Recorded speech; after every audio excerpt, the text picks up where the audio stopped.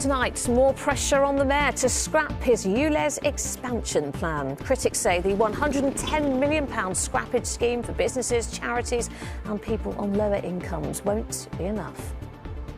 I think it will be very difficult for the Mayor to pull out and just leave money in reserves when Londoners need help to clean up their vehicles if they're to meet his August deadline. Also tonight, new CCTV of a man missing for more than a week. Police believe Nathan Cole may have come to harm. London firefighters vote to go on strike. They'll walk out with control room workers for the first time since 2010. And what's been the best thing and what's been the worst thing? The worst thing has been the early mornings. Yeah. Still finding a best thing. The Schoolboy Brothers on a cycling mission to help save the planet.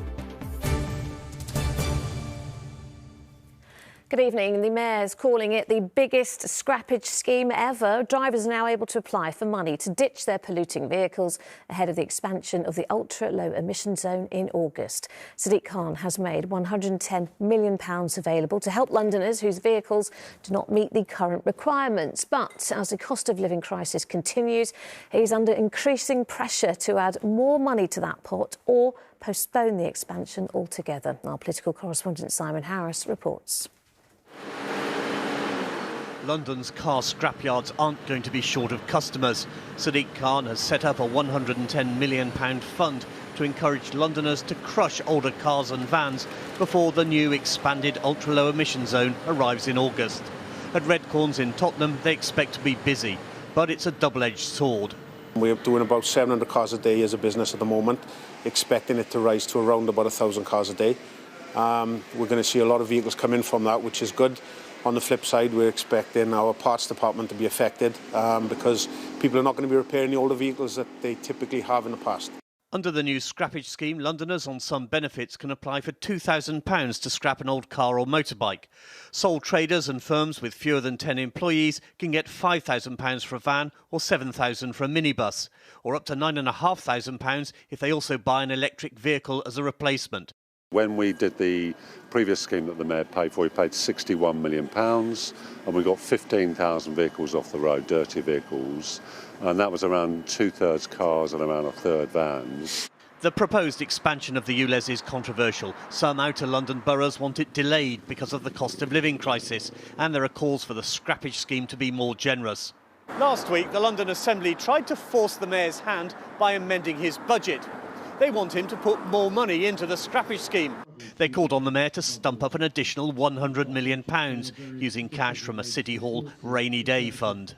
I think it will be very difficult for the Mayor to pull out and just leave money in reserves when Londoners need help to clean up their vehicles if they're to meet his August deadline. But launching the scrappage scheme at a food charity in Enfield, the Mayor accused Assembly members of playing politics. I'm quite clear that the £110 million I've announced today is the biggest scrappage scheme ever, which will help tens of thousands of Londoners make the transition. But you're not prepared to double it? I'm not prepared to listen to the Tories and not proceed with the ultra-low emissions zone. This scheme will save people's lives. The Redemption Brewery in Tottenham employs 6 people and delivers its beer in an old van which doesn't meet emissions standards. We would like to get a compliant van. Obviously, we've just come out of COVID. We're still recovering from COVID, so finances are tight. So anything that kind of helps us to make that transition is very welcome. Eligible Londoners can apply for a grant from the scrappage scheme on TfL's website.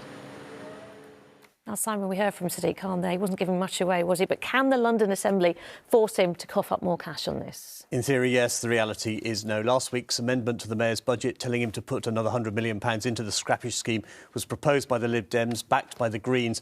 But the Tories and Labour members abstained, so the vote passed. When the budget comes back before the Assembly for final ratification, Labour members will almost certainly fall in line behind Sadiq Khan and give him their support. But the Mayor is coming under increasing pressure to make some concessions.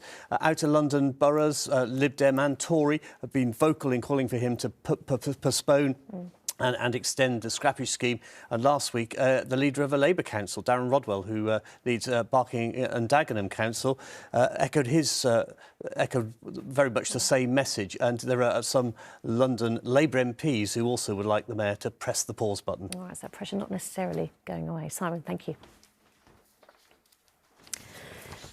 Next tonight, the family of a man who went missing last week says it is not normal that they haven't heard from him. Nathan Cole was last seen walking in Walthamstow just after 11 p.m. last Saturday. Police now believe he may have come to harm. Here's Daniel Henry with his report. This is Nathan Cole. He's a son, a brother and a friend who's been missing for more than a week. Today, his family asked the public to help find him. He would always make time for anyone, even the homeless people on the street or people who looked like they were in need. Nathan would sit there and give them his time, and he was always a very selfless person, Nathan, right up until he went missing. He's always speaking to our siblings. We've got a group on, a family group on WhatsApp, so we were always communicating. So this is why it's just out of the ordinary. It's not normal. This is not, something's happened to Nathan. This is one of the last spots that Nathan was seen alive. He was spotted buying 4 cans of lager and an off licence just over there on Black Horse Lane before getting onto the 158 heading towards Chingford.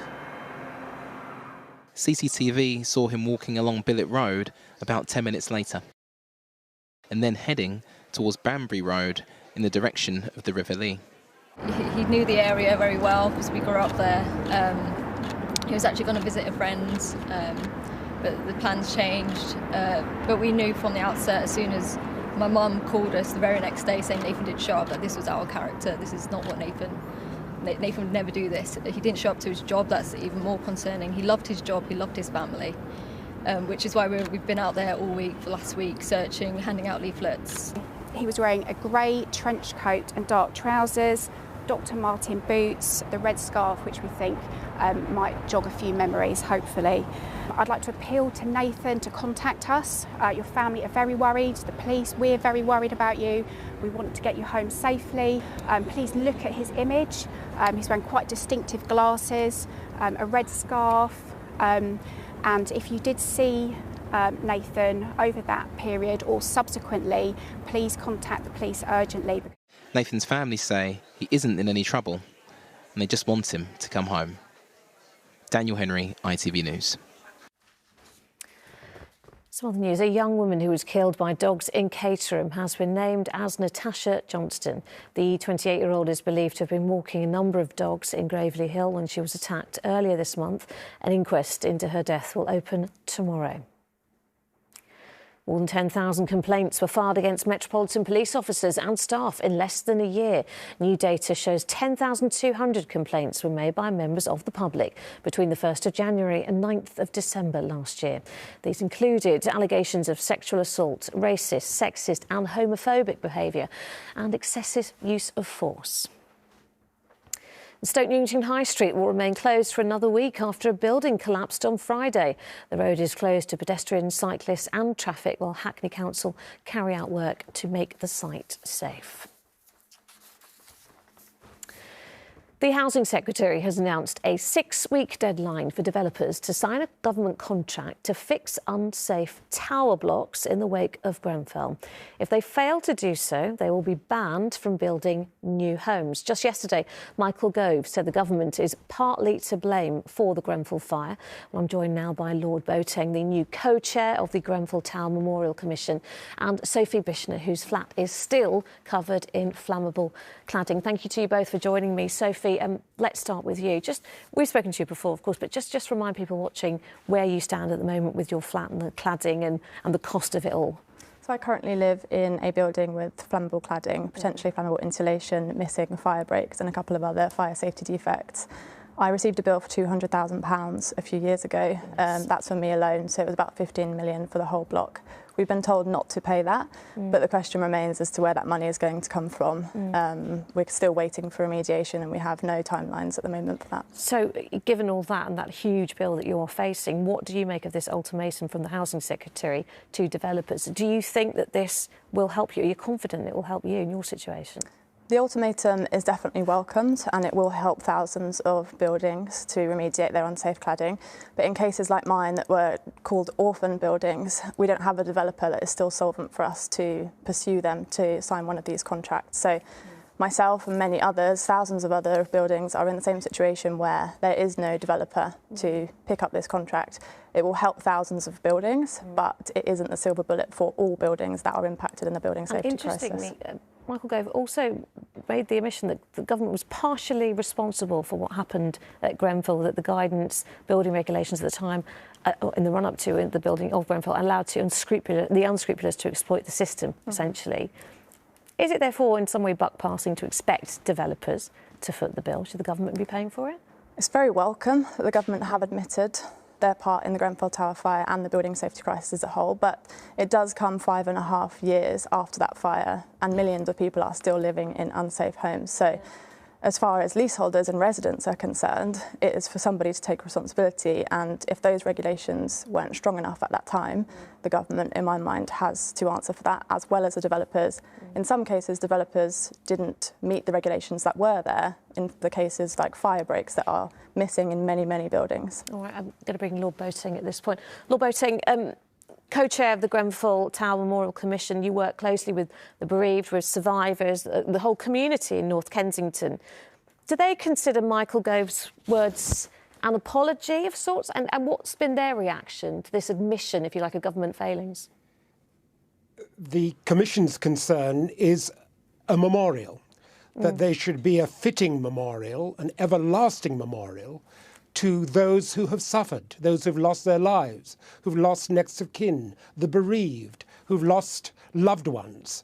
And this is a community that all too often has been neglected, has been disadvantaged, discriminated against, and they want a voice. They want justice, they want recognition for their loss. So a memorial has to be shaped with their consent and with their input. And my role, and that of the distinguished lawyer Thelma Stober, who's my co-chair, is to make sure that the Commission, which is made up of those who've suffered the loss, that the Commission should be satisfied that what emerges from all of this is a fitting memorial to their loved ones.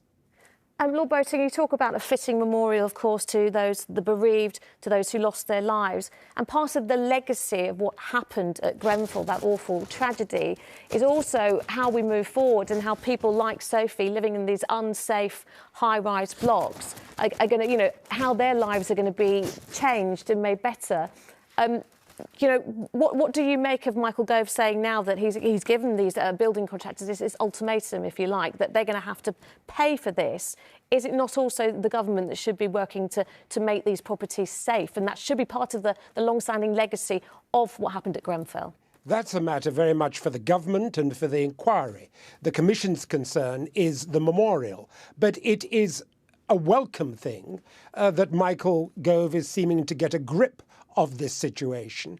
But what the Commission has to ensure is that local people are heard.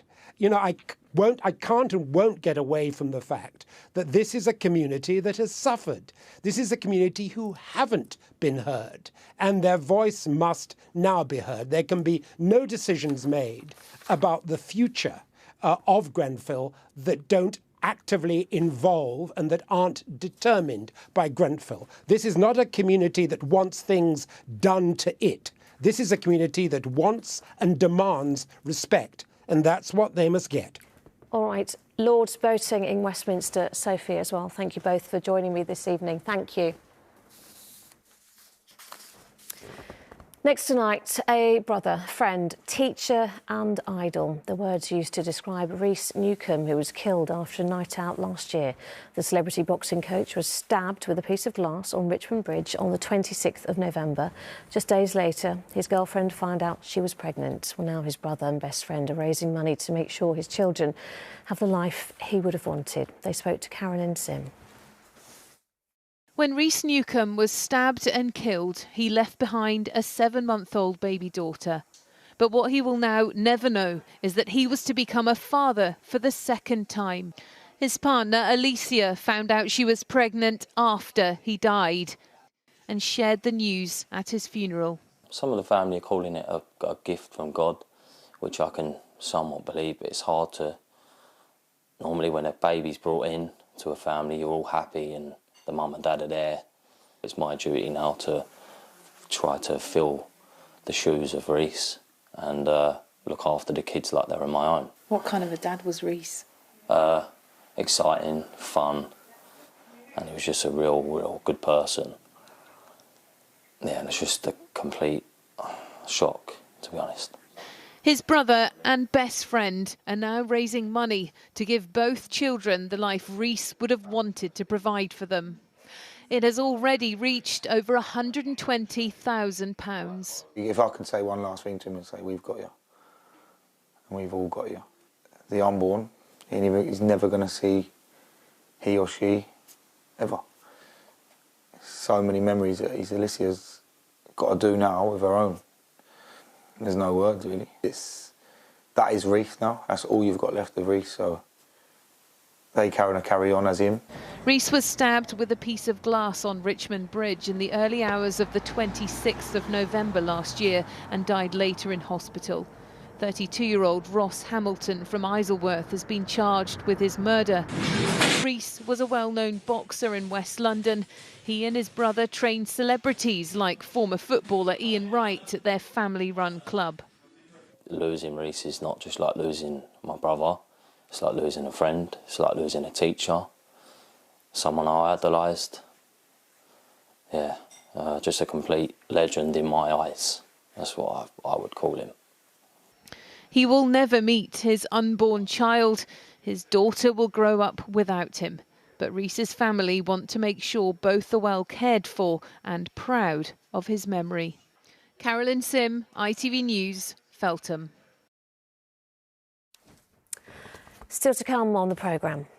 The key here is making the biscuit strong, but actually it has to be soft and gooey still in the middle. Great British Bake Off winner Shabira Yousaf will be here with treats in just a minute. And pedalling pole to pole, Sally meets the 10-year-old cycling the length of the globe to save the planet. But first, in the last few hours, firefighters and control room staff have voted to go on strike over pay. Rags Martel is outside the London Fire Brigade's headquarters for us tonight. Rags, firefighters voted overwhelmingly to take industrial action. That's right. Firefighters join a seemingly growing list of striking industrial sectors, from tube drivers, train drivers, teachers. The list seemingly goes on. And like all the other disputes, this one is also about pay. The Fire Brigade's union say their members have seen a 12% drop in the last 12 years since 2010. That's about £4,000 a year on average. At the end of last year, they rejected a 5% pay offer, and this afternoon, 88% voted in favour of industrial action. And earlier, we spoke to the union. Today, you've heard the nation's firefighters speak loud and clear. They've had enough of over a decade of pay restraint, over a decade of real terms pay cuts. Now, despite being on the front line of a building safety crisis, a climate crisis, a COVID crisis, they found that when the clapping stopped, it was business as usual with this government, and they've gone straight back to cutting their pay in real terms. Well, the last time firefighters went on strike nationally over pay was back in 2003. And back then, the army was called in, and you saw these military trucks called Green Goddesses on the streets of London fighting fires. There's no plans to bring in the army just yet, but the government say they are disappointed and concerned about this proposed walkout. The London Fire Brigade, on the other hand, say they have tried and tested contingency plans in place. No strike dates yet, but the Fire Brigade's union have given both parties, their employers, the London Fire Brigade and the government, 10 days to thrash out a deal. And if there's no deal in place, then expect a strike announced sometime after the 8th of February. All right, Rags in Southwark. Thank you. Now, from soufflés to scones, my next guest has proved she is a master of all things baked. I'm delighted to say that the winner of the Great British Bake Off 2022 is Shabira! Faithful fans of the show will no doubt remember that moment when Londoner Shabira Yusuf found out that she had won the Great British Bake Off. At the time, saying it was one of the biggest achievements of her life, and I'm very pleased to say that she joins us now, and she brought cake. Shabira, thank you for joining us, and thank you for bringing this beauty. This is lovely. Look at this, and you made this especially for us. Yes, thank you for inviting me. Oh, you're very welcome. Yeah, this is actually a very exotic cake. Passion fruit and pineapple custard cake for all of you to enjoy. Do you know, I can hear this. They're screaming for joy in my ear. I can hear it. Do you know that? It's very beautiful. It's like a piece of art, isn't it? I almost don't want to cut into it. But how long would something like that take you to make? Oh, it takes about half day because it's hard to decide what colour scheme to go with. Yeah. And yeah, it turns out like this. And I'm very pleased. It's like a therapy when you creating the flower petals bit by bit, and yeah. Half a day to make. It'll take about half a minute for them to demolish it, I can tell you that much. Listen, congratulations on winning the Bake Off. That moment, you said, is one of the best moments of your life. But just describe what goes through your head when he says your name then. What were you thinking? When Matt announced my name, it still feels surreal. It's unbelievable, honestly. I don't know how to explain. It feels so numb. You feel like you achieved something really great, but you don't know if you want to scream, you want to jump, or you even want to cry because it's so many emotions in one go. Yeah. And all the stress of the 10 weeks, you still don't know how to react. You've won. You've won. Listen, I've got to ask you, who's the better judge? Is it Prue or Paul? Tell the truth. Who do you like the best? Who's the nicest? I like both. I like Paul and Prue. It's like Paul always looking at you, and then. It's quite scary, isn't he? He's got those blue eyes, isn't he? Yeah. But did you get the Paul Hollywood handshake? You did, didn't you? Yes, indeed I did for my witch apple cake. Ooh. Yes, it's during the Halloween week where I got a very bad week previous week, which is I'm at the bottom. Oh, wow. So I went home, I said, right, something needs to change. So I went back to the whiteboard and redesigned, retweaked the recipe that I've submitted, and it's all worth it. It was all worth it because you won, didn't you? Well, listen, it's very different to your normal life, isn't it? Because you work in the cardiovascular department at King's College. Yes. Which sounds all too sciencey for me to get my head around it. But when did you discover that, you know, you had this talent for baking? And did you try it out on your colleagues at King's?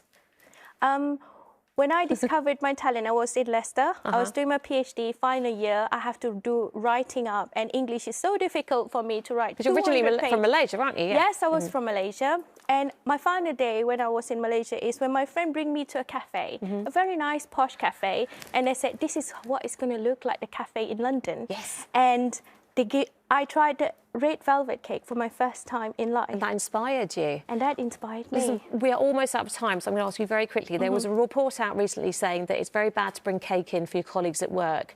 Do you disagree or agree with that? I'm guessing you disagree, right? Oh. Cake is life, right? Cake is life. There you go. need to have a bite. Shabira, we've got to end it there because I agree with you entirely. Thank you. Congratulations. Thank you so much.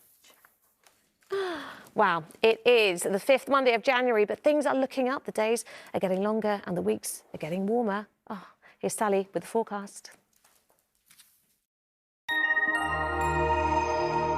ITV London weekday weather is sponsored by Octopus Electric Vehicles. Car, charger and energy. Hello again. I hope you had a lovely Monday. Cracking start across parts of the capital this morning. Isn't that gorgeous? Although its beauty is up against this little thing. I mean, just adorable. Beautiful.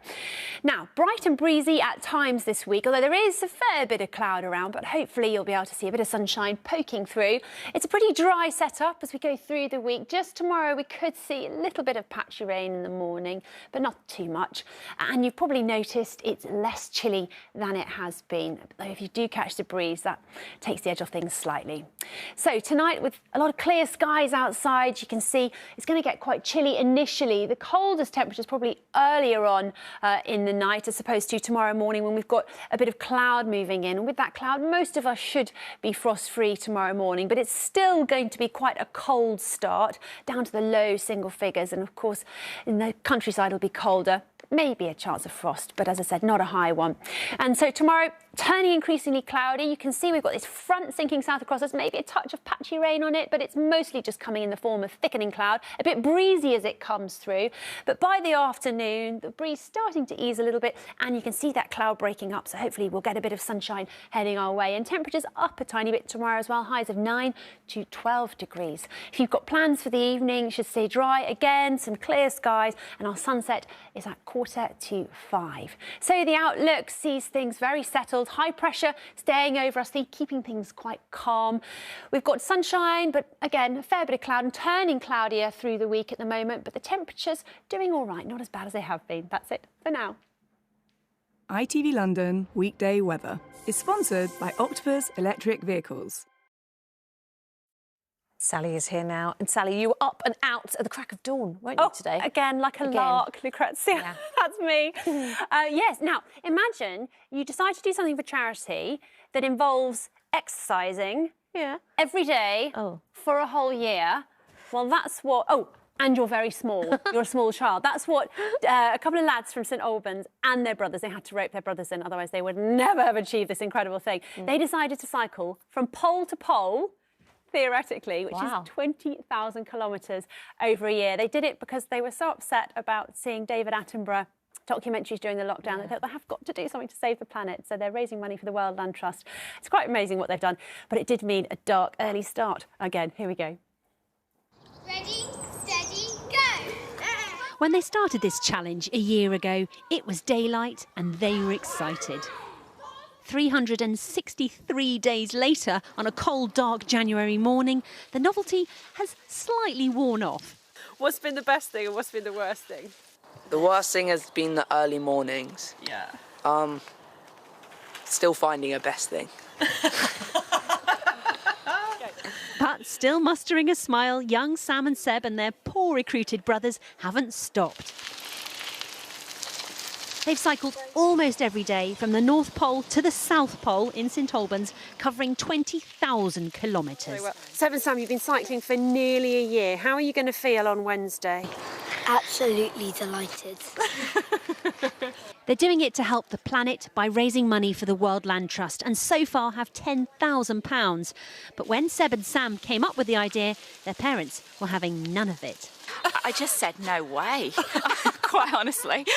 Yet it seems the boys have powers of persuasion. I said, what would be better? Doing this, but if we fail, we'll still get a bit of money for the World Land Trust, or sitting on a couch watching TV. And your mum fell for that, did she? Yeah, pretty much. As dawn broke this morning, I thought I'd test out some of the realities of this challenge. How comfy is this seat? It's all right. Can I try it? You're nearly the same height as me. Oh, no! That's not comfy! But, like Goldilocks, I did eventually find a better one. Well, sort of. Woo! Where are the brakes? There's no brakes! Ow! I'm going quite fast. Well, that's one less person to worry about. Meanwhile, the boys had a special message from Chris Packham, the TV presenter and World Land Trust ambassador. You're absolute heroes, and it's fantastic. Now, you've cycled to the South Pole. What about cycling to the moon next? Just an idea. Cue hands-on faces at the very thought. They finish this challenge on Wednesday, when a lie-in and a lie-down will be well earned. Sally Williams, ITV News, St Albans.